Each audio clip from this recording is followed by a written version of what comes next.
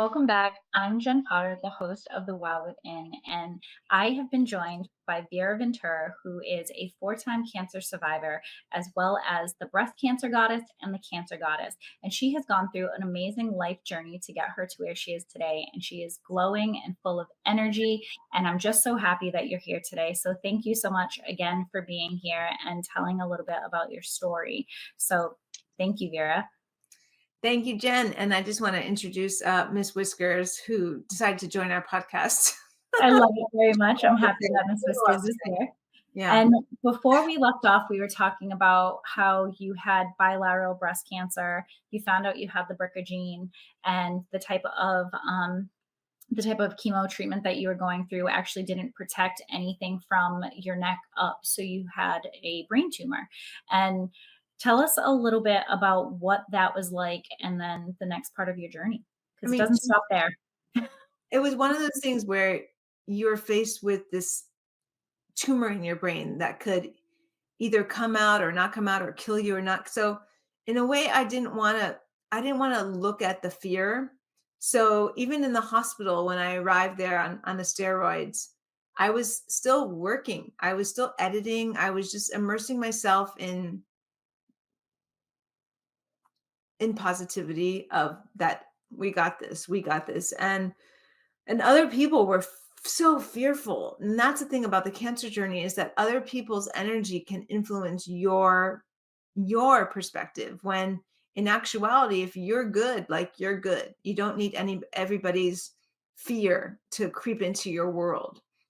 Oh, And absolutely. so then I met with the neurosurgeon, Dr. Ralph Vega, and he was had such great bedside manner and made me feel at ease. He says it's going to be really hard, but we're going to do it. It was a sit-up surgery for 7 hours, where they set me up and then put my head in this thing, and so they cut the back open. They took out this a part of the skull. Now, were you awake for it? No, no, Oh, okay. I was out, but they had me up, right? Yep. And they took out the tumor. Thank God they took out this tumor, and then they sewed it back up. And unfortunately, it wasn't healing properly. The CSF, which is the cerebral spinal fluid, was oozing out of the scar. I mean, the initial scar looked like some Viking, just got cut I off. remember. I remember it. Yeah, but it wasn't healing. And so then they installed a shunt. So I have a shunt going from right here all the way down to my belly. So that drains the fluid, and that another a miracle of Western medicine that can do that. And so then that's when I really, really went forward with the breast cancer goddess. I started helping others because my recovery was so awesome, and then I was back to like doing yoga again, and after these major cancers, and I was like, okay, I got this, I'm good. Like, I'm the cancer goddess, like, woohoo, look at me. And they would scan my head, every 3 months. I mean, sorry, initially every month, every 2 months. They would just constantly do MRIs. So when you Yep. have brain cancer, they take it like uber seriously here. Right. And so MRI after MRI. And again, like, why are they doing this? I'm the cancer goddess, the breast cancer goddess. I'm good, And I started working with other breast cancer, women who were going through their own hell, or their own journey. And that for me was enlightening. And I became a coach, a breast cancer coach. And then as I was going through this journey of MRI after MRI, it started to turn out in 2023 that there was activity in my brain. And this is something that no, like, brain cancer, former brain tumor person wants to ever hear, that there's activity, suspicious activity. And then that suspicious activity started getting worse, to the point where my doctors were like, you need to take this really seriously, because cancer is getting into your brain. Oh, It Jesus. wasn't just a localized tumor, it was Mhm. literally in the folds of the brain. It's called leptomeningeal disease, the leptomeninges. Yep. So inside the folds of the brain, my radiation oncologist was like, you don't want to Google it, because I did Google it after the fact. It was 3 to 6 months to live. Well, when someone says don't Google it, the first thing you're gonna do is go, "Okay, I'm gonna Google it." No, I didn't Google it till after I recovered. Really? Yes, Wow. 100. She told me to Google it. I didn't Google it. I didn't wanna know. That If is you but know that's if so you know that, it amazing. psychologically impacts your recovery. If Right, you know this statistical outcome, right. and that's science, that's psychology. So But I knew it. that's I didn't amazing. want to look it That's up. I amazing. looked it up after I got recovered, and I was like, "Oh, wow." And so, because most people don't survive that. So that's why all the doctors were like, "Vera, like, you don't," like, even Dr. Vega, he's like, "Vera." Like, they were both Well, you did some unique things though going through all of this, if I remember I'll explain correctly. what I did. So then Mhm. Western medicine didn't have, I was like, "Well, what do I do?" And they didn't really have, like, a good solution because, again, it was dire. It was a really dire situation. So I ended up calling a friend of mine who's actually a naturopathic doctor who I met in Miami, and she's Croatian, and I was in tears in front of my kids' school, and I just was like, "Uncle, like, I don't know what to do." And she said, "Do this." She said, "Stop eating and start drinking green juice, and magic will happen." So I did. I stopped eating. I started drinking green juice. I told my sponsor I was going to do this to save my life, and she was like, signed off on it. Because I had been eating a certain way for, at Yeah. this point, uh, 17 years, no Wow. flour, no sugar, 3 meals a day, nothing in between, the avoidance of any binge food. Um, and so this was a big departure from my routine that I had been so accustomed Mhm. to. It was just like drinking green juice. And green juice is because that really puts you into ketosis, apoptosis, autophagy, all those good things that a cancer patient wants. It puts Right. you in it. It puts you right in it. So the first, I'd say, week or so was kind of hard, but How after long did you that, do it for? I did it altogether 67 days. The second month, I did more seeds and broth and coconut oil because I was literally, I was fading away. I was getting so thin. So she integrated that too. But there's people want to know a structure. There was there's no recipes. I just juiced greens, organic greens, and I would just drink when I was hungry. And I was on a spiritual journey. It was one of the most powerful experiences of my life. I documented every day of it, every That's day of the amazing. journey. And I put it on my Instagram. I'll be sharing that in my memoir. But it was a profound spiritual experience where I felt connected to everything, animals. At one point there was a duck that was abandoned in the side of the road and with its little ducklings, and I pulled over and I stopped traffic. And I mean, these are this is the energy that I was feeling, the feelings of being alive and really connected.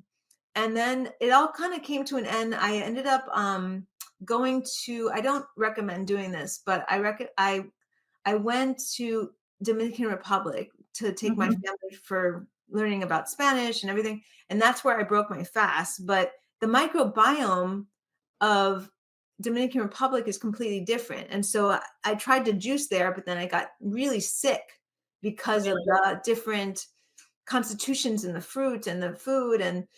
And so I just started having really bad reactions, and I couldn't get out of bed, and I was wasting away. I was so thin, and my body started to eat at itself because I was doing this.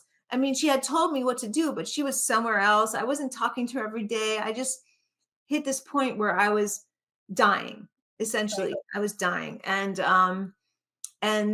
thank God I made it back to Boston, and I got admitted into the hospital. I was put on IVs, and eventually I was put on hospice. And yeah, I I was put didn't on know that. hospice. And Wow. I was resentful of the naturopath. I was like, she killed me, she killed me. It wasn't her though. I just did. Right. I should have had more discipline. But you know that's why I love the blend sometimes between Western and Eastern, because here I did this whole radical thing. But then when I came back, my oncologist was like, okay, let me try this for her. And they gave me like an experimental drug. And because my body was so primed for healing, I had wiped it clean. I just like took the blank slate. That's what fasting does. It just wipes you clean. I cleaned it all out. I scrubbed it, Right. scrubbed it. My body was so receptive to the experimental drug, which I call my magic juice, NR2. And so little by slow, little slow, going, I started getting better, I could sit up. I could get out of bed, because I was rendered completely unable to move. I Wow. needed I needed a nurse for the first 6 months to just be with my family, be at home, cook food, And we had a GoFundMe, and people were so generous to help me get back to life, Hmm. And because of that experience, because she never charged me, by the way, this naturopath, she never charged me for her advice or her education.